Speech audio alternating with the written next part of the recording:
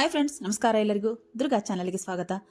ನಾನು ಗ್ರೇವಿಗಳನ್ನು ಮಾಡಿದಾಗ ನಾನು ಮಟನ್ ಮಸಾಲ ಹಾಕ್ತಿದ್ದೀನಿ ಅಂತ ಹೇಳಂದು ಹೇಳ್ತಿದ್ದೆ. ಅದೇ ಮಟನ್ ಮಸಾಲೆನ ನಾನು ಇವತ್ತು ಮಾಡಿ ತೋರಿಸಿದ್ದೀನಿ. ಅಂದ್ರೆ ಇದನ್ನು ನಮ್ಮ ತಾಯಿ ಭಾಳ ಚೆನ್ನಾಗಿ ಮಾಡ್ತಾರೆ. ಹಾಗಾಗಿ ಅಲ್ಲೇ ಹೋಗಿ ಅವ್ರ ಜೊತೆಗೆ ನಾನು ಮಾಡಿಸಿ ಈ ವಿಡಿಯೋನ ಶೇರ್ ಮಾಡ್ತಿದ್ದೀನಿ. ಭಾಳ ಚೆನ್ನಾಗಿರ್ತೈತಿ. ಅದನ್ನು ಹೆಂಗೆ ಮಾಡಿದೆ ಮತ್ತು ಏನೆಲ್ಲ ಇಂಗ್ರೀಡಿಯೆಂಟ್ಸ್ ತೊಗೊಂಡಿದ್ದೀವಿ ಅಂತ ಹೇಳ್ತೀನಿ. ಅದಕ್ಕೂ ಮುಂಚೆ ಯಾರೆಲ್ಲ ನನ್ನ ಚಾನಲ್ನ ಸಬ್ಸ್ಕ್ರೈಬ್ ಮಾಡ್ಕೊಂಡಿಲ್ವೋ ದಯವಿಟ್ಟು ಸಬ್ಸ್ಕ್ರೈಬ್ ಮಾಡಿಕೊಂಡು ಬೆಲ್ ಬಟನ್ ಕ್ಲಿಕ್ ಮಾಡಿರಿ ಮತ್ತು ಪೂರ್ತಿ ವಿಡಿಯೋ ನೋಡಿ ಸಪೋರ್ಟ್ ಮಾಡಿರಿ ಅಂತ ರಿಕ್ವೆಸ್ಟ್ ಮಾಡ್ಕೊತೀನಿ. ಇದಕ್ಕೆ ಏನೇನೆಲ್ಲ ಸಾಮಗ್ರಿ ತೊಗೊಂಡ್ವಿ, ಆಮೇಲೆ ಹೆಂಗೆ ಮಾಡಿದ್ವಿ ಅಂತ ಹೇಳಂದು ತೋರಿಸ್ತೀನಿ. ಬರ್ರಿ. ಇಲ್ಲಿ ನೋಡ್ರಿ, ಇದು ಹವೀಜ ತೊಗೊಂಡಿದ್ದೀವಿ. ಹವೀಜು 225 ಗ್ರಾಮು ಇಲ್ಲಿ ತೊಗೊಂಡಿರೋದು.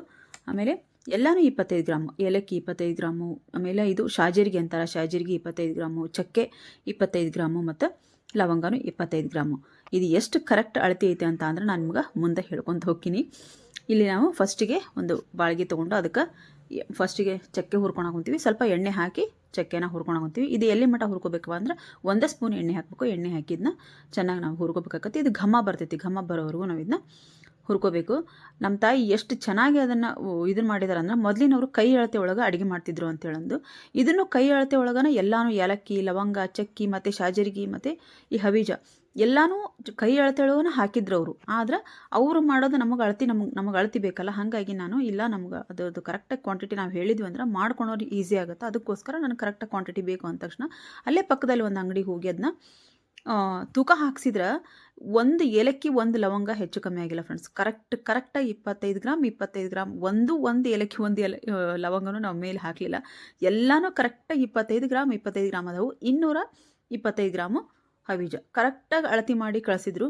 ಅದಕ್ಕೆ ತಮ್ಮ ಕೈ ಅಳತಿಂದನ ಅವ್ರು ನನಗೆ ಗೊತ್ತಾಗಂಗಿಲ್ಲ ಇದನ್ನು ಅಳತಿ ಮಾಡೋದೇನು ಬೇಡ ಅಂತ ಹೇಳಂದು ಅವ್ರು ಹಂಗೆ ಹಾಕ್ತಿದ್ರು. ಆದರೆ ನಮಗೆ ಕ್ವಾಂಟಿಟಿಗೆ ನಾವು ಈಗ ಏನಿದ್ರು ಒಂದು ಸ್ವಲ್ಪ ಅಳತೆ ಮಾಡಿ ಹಾಕ್ತಿರ್ತೀವಲ್ಲ, ಹಾಗಾಗಿ ಅಳತೆ ಕಳಿಸಿದ್ರೆ ಅಂಗಡಿಯವರು ಸಹಿತ ಅದು ಕೈಯ ಅಥವಾ ತೂಕದ ಕಲ್ಲ ಅಂತ ಹೇಳಂದಂದ್ರಂತೆ. ನನಗೆ ವಿಚಿತ್ರ ಆಯ್ತು. ಕರೆಕ್ಟ್ ಬಂದ ತಕ್ಷಣ ಎಲ್ಲನೂ ಅವರ ನಮ್ಮ ತಂಗಿ ನಮ್ಮ ತಮ್ಮನೇ ಹೆಂಡತಿ ಸುಮ್ಮ ಹೋಗಿದ್ಲು ಅದನ್ನ ಅಳತೆ ಮಾಡಿಸ್ಕೊಂಬರಕ್ಕೆ. ಬಂದ ತಕ್ಷಣ ಹಿಂಗಂದ್ರು ಚಿಕ್ಕಮ್ಮ ಅಂತ ಅಂದ್ಲು. ನನಗೆ ವಿಚಿತ್ರ ಆಯ್ತು ಖರೆ ಅನ್ಬೇಕಂದ್ರೆ, ಎಷ್ಟು ಕರೆಕ್ಟಾಗಿ ಅಳತೆ ಮಾಡ್ಯಾರಲ್ಲ ಅಂತೇಳಂದು. ಹಾಗಾಗಿ ಮೊದಲಿನವ್ರದ್ದು ಕೈ ಅಳತಿ ಅಂತೇಳಂದು ಇದಕ್ಕೆ ಹೇಳೋದು ಕರೆಕ್ಟಾಗಿ ಅಳತಿ ಇರ್ತೈತೆ ಅಂತೇಳಂದು. ನಾನು ನೋಡ್ರಿ ಮತ್ತೆ ಈಗ ಚಕ್ಕೆ ಹಾಕಿ ಹುರ್ಕೊಂಡಾದ್ಮೇಲೆ ಏಲಕ್ಕಿನೂ ಸ್ವಲ್ಪ ಎಣ್ಣೆ ಹಾಕಿ ಹುರಿದು ತೆಗೆದೈತಿ. ಈಗ ಸ್ವಲ್ಪನೇ ಎಣ್ಣೆ ಹಾಕ್ಕೊಂಡು ನೀವು ಇದನ್ನು 6 ತಿಂಗಳವರೆಗೂ ಆರಾಮಾಗಿ ಇದನ್ನು ಜಲಿಸೋದು ಬೇಡ, ಏನೂ ಬೇಡ. ನೀವು ಇದನ್ನು ಮಾಡಿ ಒಂದು 6 ತಿಂಗಳ ಮಟ್ಟ ಇಟ್ಕೊಂಡ್ರು ಆರಾಮಾಗಿ ಇದನ್ನು ನೀವು ಬಳಸ್ಕೋಬೋದು. ಯಾವುದೇ ರೀತಿ ಇದ್ರೊಳಗೆ ಏನು ಇದಾಗಂಗಿಲ್ಲ. ಏರ್ ಕಂಟೈನರ್ ಬಾಕ್ಸ್ನಾಗ ಹಾಕಿ ಇಟ್ಕೊಂಡ್ಬಿಟ್ರೆ ನೀವು ಆರಾಮಾಗಿ ನೀವು ಹೊರಗೆ ಇಡ್ರಿ ಅಥವಾ ಫ್ರಿಜ್ನಾಗ ಇಟ್ಕೋರಿ. ಬೇಕಾದಂಗೆ ನೀವು ಇದನ್ನು ಉಪಯೋಗಿಸ್ಕೋಬೋದು. ಇದು ನಾವು ಮಟನ್ ಮಸಾಲ ಅಂತ ಹೇಳೋದು ಯಾಕೆ ಹೇಳ್ತೀವಿ ಅಂದ್ರೆ, ನಾವು ಮಟನ್ನು ಮೊಟ್ಟಿಗೆ ಎಲ್ಲದಕ್ಕೂ ನಾವು ಇದನ್ನ ಹಾಕ್ಕೊತೀವಿ. ಅದಕ್ಕೋಸ್ಕರ ನಾನು ಮಟನ್ ಮಸಾಲ ಅಂತ ಹೇಳಂದ್ರೆ ನಾವು ಇಟ್ಟರೆ ಹೆಸರು ಇದು. ಖರೆ ಅಂದರೆ ನಮ್ಮಮ್ಮ ಇದನ್ನ ಭಾಳ ಚೆನ್ನಾಗಿ ಮಾಡ್ತಾರೋ. ಅದೇ ಹೇಳಿದ್ನೆಲ್ಲ ಕರೆಕ್ಟಾಗಿ ಅಳತಿ ಹಾಕಿ. ಆಮೇಲೆ ಜಾಸ್ತಿ ಇಂಗ್ರೀಡಿಯೆಂಟ್ಸು ಇಲ್ಲ ಫ್ರೆಂಡ್ಸ್ ಇದ್ರೊಳಗೆ. ಜಾಸ್ತಿ ಇಂಗ್ರೀಡಿಯೆಂಟ್ಸು ಇಲ್ಲ. ಆರಾಮಾಗಿ ಬೇಗನೆ ಮಾಡ್ಕೋಬೋದು. ಭಾಳ ಅಂದ್ರೆ ಒಂದು 15 ನಿಮಿಷನಾಗ 15-20 ನಿಮಿಷ ಅಳತಿ ಮಾಡಿಕೊಂಡು ಅದು ತೂಗಿಸ್ಕೊಂಡು ಬಂದು ಇದನ್ನ ಹುರಿದು ಮಾಡೋದು ಅಷ್ಟೇ ಆಗಿತ್ತು. ನಮಗೇನು ಭಾಳ ತನ ಟೈಮ್ ಹಿಡ್ದಿಲ್ಲ. ಇದನ್ನು ಒಂದು ಸರ್ತಿ ನೀವು ಮನೆಯಾಗಿಂದ ಟ್ರೈ ಮಾಡಿ ನೋಡ್ರಿ. ಸ್ವಲ್ಪ ನೀವು ಒಂದೊಂದೇ ಸ್ಪೂನ್ ಎಣ್ಣೆ ಹಾಕ್ಕೊಂಡಿವಿ. ಇದಕ್ಕೆ ಎಣ್ಣೆ ಹಾಕ್ಕೊಂಡು ಚೆನ್ನಾಗಿದ್ದನ್ನ ಹುರ್ಕೊಂಡಿವಿ ನಾವು ಅಷ್ಟೇ. ಲಾಸ್ಟಿಗೆ ಎಲ್ಲನೂ ಶಾಜೀರಿಗೆನೂ ಹುರ್ಕೊಂಡಾತು, ಏಲಕ್ಕಿ, ಲವಂಗ, ಚಕ್ಕಿ. ಇದ್ರೊಳಗೆ 5 ಇಂಗ್ರೀಡಿಯೆಂಟ್ಸ್ ಅದಾವು. ಆದ್ರೆ ಭಾಳ ಚೆನ್ನಾಗಿ ಬರ್ತದೆ. ಗರಂ ಮಸಾಲ ಮಾತ್ರ ಇದನ್ನು ನಾನ್ ವೆಜ್ಜಿಗೆ ಅಷ್ಟೇ ನಾವು ಹಾಕ್ಕೊಳಂಗಿಲ್ಲ. ನಾವೀಗ ಬದನೆಕಾಯಿ ಎಣ್ಗಾಯಿ ಮಾಡ್ತೀವಲ್ಲ, ಬದನೆಕಾಯಿ ಎಣ್ಗಾಯಿಗೆ, ಆಮೇಲೆ ಮಡಿಕೆ ಕಾಳು ಗ್ರೇವಿ, ಮಡಿಕೆ ಕಾಳು ಸಾರು, ಮತ್ತು ಈ ಬಟಾಟೆ ರಸ ಅಂತೀವಿ ನಾವು. ಬಟಾಟೆ ರಸ ಮತ್ತು ಬಟಾಟೆ ರಸ ಅಂತ ನಾವು ಅಂತೀವಿ. ಆಲೂಗಡ್ಡೆ ಗ್ರೇವಿ ಅಂತೀರಲ್ಲ, ಅದು ಎಲ್ಲದಕ್ಕೂ ಇದನ್ನ ನೀವು ಹಾಕ್ಕೋಬೋದು. ಈಗ ಮಸಾಲೆ ಏನು ಅಡುಗೆ ಮಾಡ್ತೀರ ಅದಕ್ಕೆಲ್ಲ ಇದನ್ನ ಹಾಕ್ಕೊಂಡು ನೀವು ಮಾಡ್ಕೋಬೋದು. ಬರೀ ಮಟನ್ ಮಸಾಲ ಅಂದರೆ ನಾನ್ ವೆಜ್ಜಿಗೆ ಅಷ್ಟೇ ನಾವು ಇದನ್ನ ಯೂಸ್ ಮಾಡೋಂಗಿಲ್ಲ. ಎಲ್ಲನೂ ನಾವು ಹುರಿದು ಹಾಕ್ಕೊಂಡಾದ ನಂತರ ಮತ್ತೆ ಅವನಷ್ಟು ಹುರಿದಿದ್ದನ್ನು ಈ ಹವೀಜಕ್ಕೆ ಏನು ಹುರಿದಿದ್ವಲ್ಲ ಅದಕ್ಕೆ ಹಾಕಿ ಚೆನ್ನಾಗಿ ಒಂದು ಸರ್ತಿ ಮಿಕ್ಸ್ ಮಾಡಿ ಆರಕ್ಕಿಟ್ಟಿದ್ವಿ ನಾವು. ಅದನ್ನ ಆರಕ್ಕಿಟ್ಟಾದ್ಮೇಲೆ ಪೂರ್ತಿಯಾಗಿ ಆರಿದದು. ಆರಿದ ಮೇಲೇ ಇದನ್ನ ಪೌಡ್ರ್ ಮಾಡ್ಕೊರಿ. ಯಾಕಂತ ಅಂದ್ರೆ ಅದು ತರಿಯಾಗಿ ಬರೋಂಗಿಲ್ಲ. ಈಗ ನೋಡ್ರಿ, ಫಸ್ಟಿಗೆ ಚಕ್ಕೆ ಹಾಕ್ಕೊಂಡಿವಿ ನಾವು. ಚಕ್ಕೆ ಹಾಕ್ಕೊಂಡು ಅದನ್ನ ಮಿಕ್ಸಿ ಮಾಡೋಕೊಂತಾಳೆ. ಚೆನ್ನಾಗದು ಪೂರ್ತಿಯಾಗಿ ಪೌಡ್ರ್ ಆಗಬೇಕು ನೋಡಿರಿ. ಈ ರೀತಿ ಆದ ನಂತರ ನೀವು ಬೇರೆ ಇಂಗ್ರೀಡಿಯೆಂಟ್ಸ್ ಹಾಕೋಬೇಕು.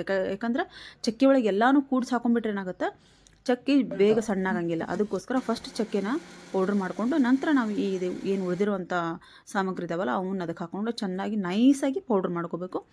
ಪೌಡ್ರ್ ಮಾಡ್ಕೊಂಡಾದ ನಂತರ ನಮ್ಮ ಸೂಪರಾಗಿರುವಂಥ ಗರಂ ಮಸಾಲ ರೆಡಿ ಆಗುತ್ತೆ.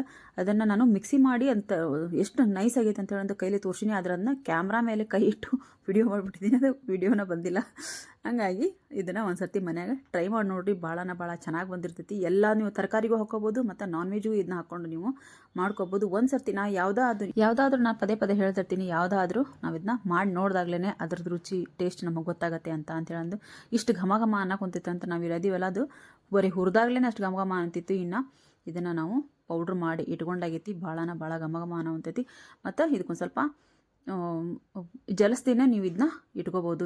ಏನು ಒಂದು ಸಾಣಿಗೆ ಹಿಡಿಬೇಕಪ್ಪ, ಹಂಗೆ ಸಾಣಿಗೆ ಹಿಡ್ದೆ ಇಟ್ಕೋಬೇಕು ಅಂತ ಏನಿಲ್ಲ. ಪೂರ್ತಿಯಾಗಿ ನುಣ್ಣಗೆ ಅದನ್ನ ಸಣ್ಣಗೆ ಪೌಡ್ರ್ ಮಾಡ್ಕೊರಿ, ಒಂದು ಏರ್ ಕಂಟೈನರ್ ಬಾಕ್ಸ್ನಾಗ ಹಾಕಿಟ್ಕೊರಿ, ಬೇಕಾದಾಗ ಬಳಸ್ಕೋರಿ ಅಂತ ಹೇಳ್ತೀನಿ. ಹಂಗೆ ರೆಸಿಪಿ ಇಷ್ಟ ಆದ್ರೆ, ವಿಡಿಯೋ ಇಷ್ಟ ಆದ್ರೆ ದಯವಿಟ್ಟು ಒಂದು ಲೈಕ್ ಮಾಡಿರಿ, ಹಂಗೆ ಶೇರ್ ಮಾಡಿರಿ. ಕಮೆಂಟ್ ಬಾಕ್ಸ್ ಒಳಗೆ ಕಮೆಂಟ್ ಹಾಕೋದನ್ನು ಮರಿಬೇಡಿ. ಈ ಒಂದು ಗರಂ ಮಸಾಲಾನ ನೀವು ಮನ್ಯಾಗ ಟ್ರೈ ಮಾಡಿರಿ, ಹೆಂಗೆ ಬಂದಿತ್ತು ಅಂತ ಹೇಳೋದು ಕಮೆಂಟ್ ಬಾಕ್ಸಲ್ಲಿ ಕಮೆಂಟ್ ಹಾಕೋದನ್ನು ಮರಿಬೇಡ್ರಿ. ಮತ್ತು ನನ್ನ ಚಾನಲ್ನ ಯಾರೆಲ್ಲ ಸಬ್ಸ್ಕ್ರೈಬ್ ಮಾಡ್ಕೊಂಡಿರಿ ದಯವಿಟ್ಟು ಸಬ್ಸ್ಕ್ರೈಬ್ ಮಾಡಿಕೊಂಡು ಸಪೋರ್ಟ್ ಮಾಡಿರಿ. ಪೂರ್ತಿ ವಿಡಿಯೋ ನೋಡಿರಿ ಮತ್ತೆ ಸಪೋರ್ಟ್ ಮಾಡಿರಿ ಅಂತ ಹೇಳ್ತಾ ವಿಡಿಯೋ ನೋಡ್ತಾ ಇರಿ, ಸಪೋರ್ಟ್ ಮಾಡ್ತಾ ಇರಿ. ಮತ್ತೆ ಮುಂದೆ ಒಂದು ಒಳ್ಳೆ ವಿಡಿಯೋದೊಂದಿಗೆ ನಾನು ಬರ್ತೀನಿ. ಅಲ್ಲಿವರೆಗೂ ಬಾಯ್ ಫ್ರೆಂಡ್ಸ್, ಬಾಯ್.